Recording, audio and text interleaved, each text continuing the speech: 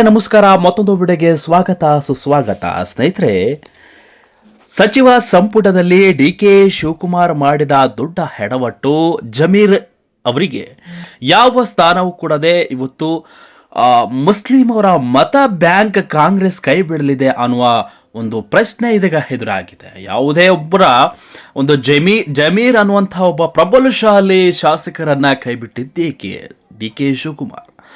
So ಇವೆಲ್ಲದಕ್ಕೂ ಸಂಪೂರ್ಣ ಮಾಹಿತಿಯನ್ನ ವಿಡಿಯೋದಲ್ಲಿ ನೋಡೋಣ. ಸೊ ಈ ವಿಡಿಯೋ ನೋಡೋಕೆ ಮೊದಲು ನೀವು ನಮ್ಮ ಚಾನಲ್ಗೆ ಸಬ್ಸ್ಕ್ರೈಬ್ ಆಗಿಲ್ಲ ಅಂದ್ರೆ ಕೂಡಲೇ ಸಬ್ಸ್ಕ್ರೈಬ್ ಆಗಿ, ಹಾಗೆ ಪಕ್ಕದ ಬೆಲ್ ಐಕಾನ್ ಕ್ಲಿಕ್ ಮಾಡ್ಕೊಳ್ಳಿ ವೀಕ್ಷಕರೇ.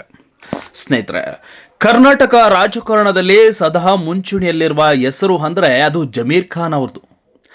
ಸದಸ್ಯದ ರಾಜಕೀಯ ವಿದ್ಯಮಾನಗಳ ಹಿನ್ನೆಲೆಯಲ್ಲಿ ಒಂದು ವೇಳೆ ಭವಿಷ್ಯದ ಡಿ ಕೆ ಶಿವಕುಮಾರ್ ಅವರ ಸಚಿವ ಸಂಪುಟದಲ್ಲಿ ಜಮೀರ್ ಅಹಮದ್ ಖಾನ್ ಅವರ ಸಚಿವರಿಗೆ ಸ್ಥಾನ ಸಿಗದೆ ಹೋದರೆ ರಾಜ್ಯ ರಾಜಕಾರಣದಲ್ಲಿ ಭಾರೀ ಸಂಚಲನ ಸೃಷ್ಟಿಯಾಗುವುದು ಖಂಡಿತ ಅನ್ನೋದು ಇದೀಗ ಜನ ಅಭಿಪ್ರಾಯವನ್ನ ಪಟ್ಟಿದ್ದಾರೆ. ವಿಶ್ವಾಸವನ್ನ ತೆಗೆದುಕೊಳ್ಳದೆ ಡಿ ಕೆ ಶಿವಕುಮಾರ್ ಸಚಿವರನ್ನ ಈ ರೀತಿಯಾಗಿ ತೆಗೆದು ಹಾಕಿರುವಂತದ್ದು, ಅವರ ಸ್ಥಾನವನ್ನ ಕೈಬಿಡುವಂತದ್ದು ಎಷ್ಟರ ಮಟ್ಟಿಗೆ ಸರಿ? ಎಂತಹ ಪ್ರಬಲಶಾಲಿಯಾಗಿರುವಂತಹ ಸಚಿವರುಗಳನ್ನ, ಶಾಸಕರುಗಳನ್ನ ವಿಶ್ವಾಸಕ್ಕೆ ತೆಗೆದುಕೊಳ್ಳದೆ ಈ ನಿರ್ಧಾರವನ್ನ ಮಾಡಿದ್ದು ಎಷ್ಟರ ಮಟ್ಟಿಗೆ ಸರಿ? ಹೊಸ ಸಂಚಲನ ಸೃಷ್ಟಿ ಮಾಡಿರುವಂತಹ ಡಿ ಕೆ ಶಿವಕುಮಾರ್ ಇಂತಹ ನಿರ್ಧಾರಗಳ ಬಗ್ಗೆ ಸ್ವಲ್ಪನಾದ್ರೂ ಕೂಡ ಒಂದು ಕಾಳಜಿಯನ್ನು ವಹಿಸಬೇಕಿತ್ತು. ಮುಂದಿನ ಅಭಿವೃದ್ಧಿ ಕೆಲಸ ಆಗಬೇಕಿತ್ತು ಅಂದ್ರೆ ಜಮೀರ್ ಖಾನ್ ಅವರನ್ನ, ಮುಸ್ಲಿಂ ಬಾಂಧವರನ್ನ, ಮುಸ್ಲಿಂ ಅವರ ವೋಟ್ ಬ್ಯಾಂಕ್ ಅನ್ನ ಪಡೆದುಕೊಳ್ಳುವ ನಿಟ್ಟಿನಲ್ಲಿ ಸಚಿವ ಸ್ಥಾನವನ್ನ ಕೊಡಬೇಕಿತ್ತು. ಆದರೆ ಕಾಂಗ್ರೆಸ್ ಬಿಡುವ ನಿರ್ಧಾರವನ್ನ ಮಾಡಿದ್ರ ಜಮೀರ್ ಖಾನ್. ಇದು ಕೇವಲ ಒಬ್ಬ ನಾಯಕನಿಗೆ ಸಿಗುವ ಸ್ಥಾನಮಾನದ ಪ್ರಶ್ನೆಯಾಗಿ ಉಳಿಯಲಿದೆ. ರಾಜ್ಯ ಕಾಂಗ್ರೆಸ್ ಪಕ್ಷದ ಆಂತರಿಕ ಸಮೀಕರಣದಲ್ಲಿ ಪ್ರಭಾವಿ ಮುಸ್ಲಿಂ ನಾಯಕತ್ವದ ಭವಿಷ್ಯವನ್ನ ನಿರ್ಧರಿಸುವ ಪ್ರಮುಖ ರಾಜಕೀಯ ತಿರುವಾಗಿ ಹೊರಹೊಮ್ಮಲಿದೆ. ವೀಕ್ಷಕರೇ, ಜಮೀರ್ ಖಾನ್ ಕೇವಲ ಚಾಮರಾಜಪೇಟೆ ಕ್ಷೇತ್ರದ ಶಾಸಕರಷ್ಟೇ ಅಲ್ಲ, ಇಡೀ ಹಳೆ ಮೈಸೂರು ಭಾಗ ಹಾಗೂ ಕಲ್ಯಾಣ ಕರ್ನಾಟಕದ ಮುಸ್ಲಿಂ ಸಮುದಾಯದಲ್ಲಿ ಭಾರಿ ಹಿಡಿತ ಹೊಂದಿರುವಂತಹ ಜನಪ್ರಿಯ ನಾಯಕ. ಸಿದ್ದರಾಮಯ್ಯನವರ ಪರಮಾಪ್ತರಾಗಿ ಗುರುತಿಸಿಕೊಂಡಿರುವಂತಹ ಸಚಿವರನ್ನ ಡಿ ಕೆ ಶಿವಕುಮಾರ್ ಸಚಿವ ಸ್ಥಾನದಿಂದ ಬಿಡಿಸಿದ್ದಾರೆ.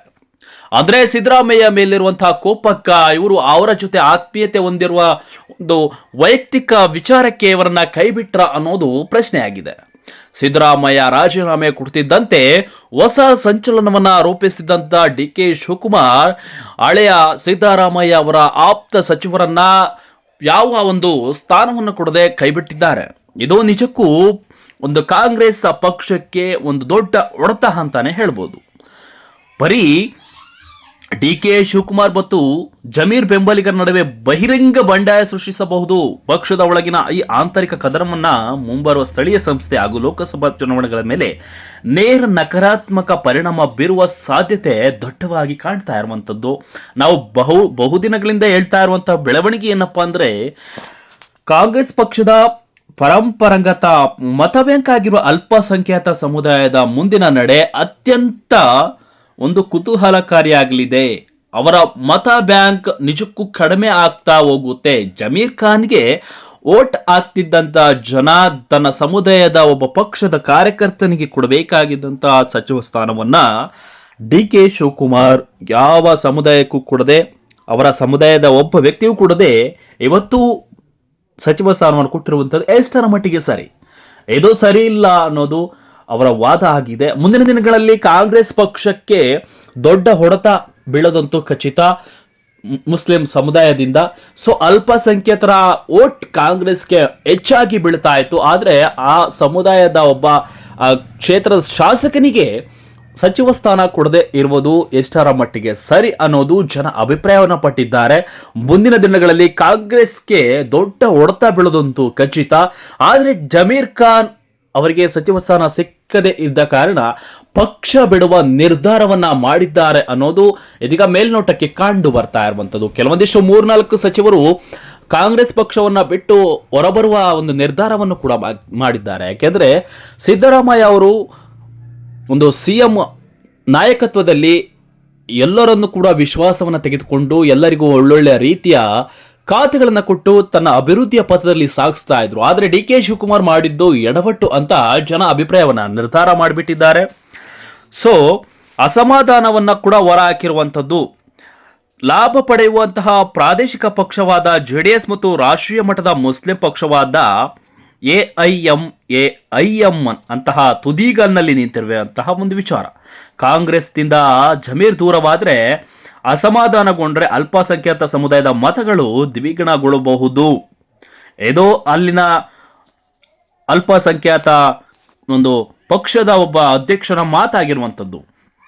ಸೊ ಒಟ್ಟಾರೆ ಹೇಳುವುದಾದರೆ DK ಶಿವಕುಮಾರ್ ಸಚಿವ ಸಂಪುಟದಲ್ಲಿ ಜಮೀರ್ ಅಹಮದ್ ಖಾನ್ ಅವರಿಗೆ ಸ್ಥಾನ ನಿರಾಕರಿಸುವುದು ಕಾಂಗ್ರೆಸ್ ಪಾಲಿಗೆ ಜೇನುಗೂಡಿಗೆ ಕೈ ಹಾಕಿದಂತೆ ಆಗಬಹುದು. ಸೊ ಈ ಒಂದು ವಿಚಾರವನ್ನು ಪ್ಲಸ್ ಪಾಯಿಂಟ್ ಆಗಿ ನೀವು ಅರ್ಥ ಮಾಡ್ಕೊಳ್ಬೇಕು. ಸಮುದಾಯದ ನಾಯಕತ್ವವನ್ನು ಕಡೆಗಣಿಸಿದರೆ ಉಂಟಾಗುವ ರಾಜಕೀಯ ನಷ್ಟವನ್ನು ಸರಿದೂಗಿಸುವುದು ಅಷ್ಟು ಸುಲಭವಲ್ಲ. ಈ ಹಿನ್ನೆಲೆಯಲ್ಲಿ ಮುಸ್ಲಿಂ ಸಮುದಾಯದವರಿಗೆ ಒಬ್ಬ ಸಚಿವನ ಸ್ಥಾನವನ್ನು ನೇಮಿಸಬೇಕಿತ್ತು, ಆದರೆ ಇವರು ಆ ರೀತಿಯಾಗಿ ಮಾಡಲಿಲ್ಲ. ಸೊ ಎಲ್ಲೋ ಒಂದು ಕಡೆ ಜಮೀರ್ ಅಹಮದ್ ಅವರಿಗೆ ಒಂದು ಬೇಸರ ಉಂಟು ಮಾಡಿದ್ದಾರೆ ಅನ್ನೋದು ಮೇಲ್ನೋಟಕ್ಕೆ ನಾವು ಕಾಣಬಹುದು. ಸ್ನೇಹಿತರೆ, ಈ ಒಂದು ವಿಚಾರ ರಾಜಕೀಯ ಬಹಳ ಒಂದು ಕುತೂಹಲಕಾರಿಯಾಗಿ ಒಂದು ಬೆಳವಣಿಗೆ ಬಂದಿದೆ. ಸೊ ಮುಂದಿನ ದಿನಗಳಲ್ಲಿ ಜಮೀರ್ ಖಾನ್ ಅವರು ಪಕ್ಷವನ್ನು ಬಿಡಬಹುದು, ಪಕ್ಷವನ್ನು ಬಿಟ್ಟು ಬೇರೆ ಪಕ್ಷಕ್ಕೆ ಸೇರ್ಪಡೆ ಆಗಬಹುದು. ಇದು ಎಲ್ಲ ಒಂದು ಕಡೆ ಈ ರೀತಿಯಾಗಿ ಮನಸ್ಸಿಗೆ ಚ್ಯುತಿಯಾಗುವಂಥ ಕೆಲಸವನ್ನು ಮಾಡಿರುವಂಥದ್ದು. ಕೆಲವೊಂದಿಷ್ಟು ಬೇಕಾದಂಥವ್ರನ್ನ ಆಯ್ಕೆ ಮಾಡಿದ್ದಾರೆ. ಸಿದ್ದರಾಮಯ್ಯ ಅವರ ಆಪ್ತರಿಗೆ ಮಾತ್ರ ಕೈ ಬಿಟ್ಟಿದ್ದಾರೆ, ಬೇರೆಯವರಿಗೂ ಕೂಡ ಅವಕಾಶವನ್ನು ಕೊಟ್ಟಿದ್ದಾರೆ ಸಚಿವ ಸ್ಥಾನಕ್ಕೆ. ಆದರೆ ಜಮೀರ್ ಖಾನ್ ಮುಸ್ಲಿಂ ಸಮುದಾಯದಲ್ಲಿ ಒಳ್ಳೆಯ ಆಕ್ಟಿವ್ ಇದ್ದಂತಹ ಒಬ್ಬ ಶಾಸಕ, ಒಬ್ಬ ಸಚಿವ, ಅಂಥವರನ್ನ ಕೈ ಬಿಟ್ಟಿದ್ದು ಎಷ್ಟರ ಮಟ್ಟಿಗೆ ಸಂಧಿ. ಆ ಸಮುದಾಯದವರು ಈಗಲೇ ಕೂಡ ನಿರ್ಧಾರ ಮಾಡಿಬಿಟ್ಟಿದ್ದಾರೆ ಕಾಂಗ್ರೆಸ್ ಈ ರೀತಿಯಾಗಿ ಅವಮಾನ ಮಾಡಿದೆ ಅಂತ. ಸೊ ಕೆಲವೊಂದಿಷ್ಟು ಜಾತಿಯ ಆಧಾರದ ಮೇಲೆ ಈ ರೀತಿಯಾಗಿ ಮಾಡಿದ್ರ, ಇಲ್ಲ ಹೊಸೊಬ್ಬರಿಗೆ ಅವಕಾಶ ಕೊಡಬೇಕು ಅಂತ ಹೇಳಿ ಈ ರೀತಿಯಾಗಿ ಮಾಡಿದ್ರ ಗೊತ್ತಿಲ್ಲ. ಆದರೆ ನಮ್ಮ ಸಮುದಾಯಕ್ಕೆ ಒಬ್ಬ ಸಚಿವರನ್ನ ನೇಮಕ ಮಾಡಬೇಕಿತ್ತು ಅಂತ ಅಲ್ಪಸಂಖ್ಯಾತರ ಒಬ್ಬ ಅಧ್ಯಕ್ಷರಾಗಿರ್ಬೋದು, ಆ ಸಮುದಾಯದ ಜನದ ಒಂದು ಅಭಿಪ್ರಾಯ. ಸೊ ಇದು ಎಲ್ಲ ಒಂದು ಕಡೆ ಅಲ್ಪಸಂಖ್ಯಾತರಿಗೆ ಬೇಸರವನ್ನು ಉಂಟು ಮಾಡಿದೆ ಅಂತ ಹೇಳಿದ್ರೆ ತಪ್ಪಾಗ್ಲಾರ್ದು. ಜಮೀರ್ ಅಹಮದ್ ಖಾನ್ ಒಂದು ಕಾಂಗ್ರೆಸ್ ಪಕ್ಷದ ಬಲಶಾಲಿಯಾಗಿರುವಂತಹ ಒಬ್ಬ ಪಕ್ಷದ ಕಾರ್ಯಕರ್ತ. ಆದರೆ ಇವರನ್ನ DK ಶಿವಕುಮಾರ್ ಹಿಂದೆ ಹಾಕಿದ್ದಾರೆ, ಅವರಿಗೆ ಯಾವ ಸಚಿವ ಸ್ಥಾನವನ್ನು ಕೊಡದೆ ಕೈಬಿಟ್ಟಿದ್ದಾರೆ. ಸೊ ಎಲ್ಲ ಒಂದು ಕಡೆ ಕಾಂಗ್ರೆಸ್ ಪಕ್ಷ ದೊಡ್ಡ ಹೊಡೆತಕ್ಕೆ ಕಾರಣವಾಗಿದೆ ಅಂತ ಹೇಳಿದ್ರೆ ತಪ್ಪಾಗ್ಲಾರ್ದು. ಮುಂದಿನ ದಿನಗಳಲ್ಲಿ ಇಂಥ ಬೆಳವಣಿಗೆ ಆದರೂ ಆಶ್ಚರ್ಯ ಪಡಬೇಕಾಗಿಲ್ಲ. ಸೊ ಜಮೀರ್ ಅಹಮದ್ ಖಾನ್ ಮನಸ್ಸಿನಲ್ಲಿ ಬೇಸರವನ್ನು ಉಂಟು ಮಾಡಿಕೊಂಡು ತನ್ನ ನಿರ್ಧಾರವನ್ನು ಬದಲಿಸಬಹುದು. ಕಾದು ನೋಡಬೇಕಿದೆ. ಈ ಒಂದು ಕಾಂಗ್ರೆಸ್ ಪಕ್ಷದ ಕಾರ್ಯಕರ್ತರು ಕೆಲವೊಂದಿಷ್ಟು ಜನ ಅಭಿಪ್ರಾಯ ಕೂಡ ಮಾಡಿದ್ದಾರೆ, ನಿರ್ಧಾರವನ್ನು ಕೂಡ ಮಾಡಿದ್ದಾರೆ. ಕಾದು ನೋಡೋಣ ಏನು ಅಭಿಪ್ರಾಯ ಬೆಳವಣಿಗೆ ಆಗುತ್ತೆ. ಕಾಂಗ್ರೆಸ್ ಪಕ್ಷದಲ್ಲಿ DKಶಿಯ ಒಂದು ಉತ್ತಮ ರಾಜಕಾರಣ ಜನರಿಗೆ ಮುಟ್ಟುತ್ತಾ ಅನ್ನೋದನ್ನ ನಾವು ಪ್ರಶ್ನೆ ಮಾಡ್ಕೊಳ್ಬೇಕಾಗುತ್ತೆ. ಸೊ ಅಲ್ಲಿವರೆಗೂ ನೋಡ್ತಾ ಇರಿ. ಈ ಒಂದು ಹೊಸ CM, ಹೊಸ ಪಕ್ಷದ ಸಚಿವರು ಎಲ್ಲವೂ ಕೂಡ ಹಂಚಿಕೆ ಆಗಿರುವಂಥದ್ದು. ಮುಂದಿನ ದಿನಗಳಲ್ಲಿ ಯಾವ ರೀತಿಯ ಆಡಳಿತ ವ್ಯವಸ್ಥೆ ಎಷ್ಟರ ಮಟ್ಟಿಗೆ ಹೋಗುತ್ತೆ ಅನ್ನೋದನ್ನ ಜನ ಕಾದು ನೋಡಿದ್ದಾರೆ. ಸೊ ಸಿದ್ದರಾಮಯ್ಯ ಅವರಿಗೆ ಬೆಸ್ಟ್ ಆಗಿ ಈ ಒಂದು ಆಡಳಿತವನ್ನು ನಡೆಸ್ಕೊಂಡು ಹೋಗ್ತಾರೆ ಅನ್ನೋದನ್ನು ಕಾದು ನೋಡಬೇಕಿದೆ. ಸದ್ಯಕ್ಕೆ ಸಿದ್ದರಾಮಯ್ಯ ಅವರು ರಾಜೀನಾಮೆ ಕೊಟ್ಟ ಬೆನ್ನಲ್ಲೇ ಕೆಲವೊಂದಿಷ್ಟು ಅವರ ಆಪ್ತರನ್ನೆಲ್ಲ ದೂರ ಮಾಡಿರೋದು ಅವರಾಗೆ ಬೇಸರ ತರಿಸಿರುವಂಥದ್ದು. ಸೊ ಕಾದು ನೋಡೋಣ. ಸೊ ಜಮೀರ್ ಅಹಮದ್ ಖಾನ್ ಆಗಿರ್ಬೋದು, ಸದ್ಯ ನಾನು ಆಸೆಯನ್ನು ಇಟ್ಟದಂತಹ ಶಿವಲಿಂಗೇಗೌಡರು ಆಗಿರ್ಬೋದು, ಸೊ ಸಂತೋಷ್ ಲಾಡ್ ಆಗಿರ್ಬೋದು, ಸೊ ಅವರಿಗೆ ಆಪ್ತರಾಗಿರುವಂತಹ ಎಲ್ಲ ಅವರನ್ನು ಕೂಡ ದೂರ ತಳ್ಳಿದ್ದಾರೆ. ಸೊ ಅವರೆಲ್ಲರೂ ಕೂಡ ಬೇಸರವನ್ನು ಹೊರಹಾಕಿದ್ದಾರೆ. ಪಕ್ಷದಿಂದ ಕೈ ಬಿಡುವಂಥ ನಿರ್ಧಾರವನ್ನು ಮಾಡಿದ್ದಾರೆ.